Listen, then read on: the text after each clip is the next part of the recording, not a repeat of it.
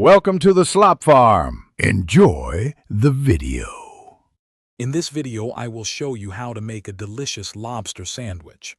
First, select about 1.5 pounds of cooked lobster meat, either fresh or frozen.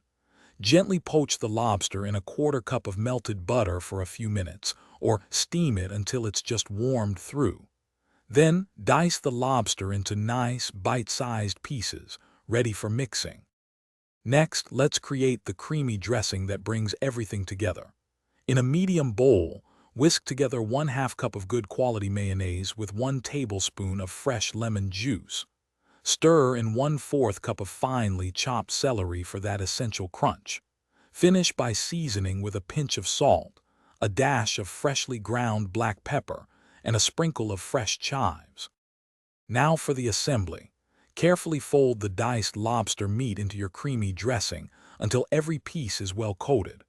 For the bread, lightly toast 2 slices of brioche or a classic split-top bun until golden brown.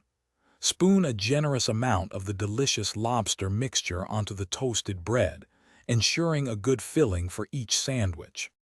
Your easy lobster sandwich is ready to enjoy.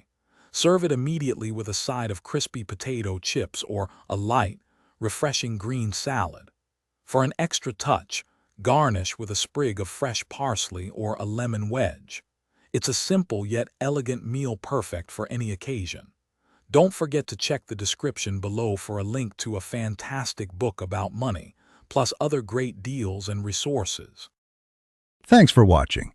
Consider subscribing if we helped you today.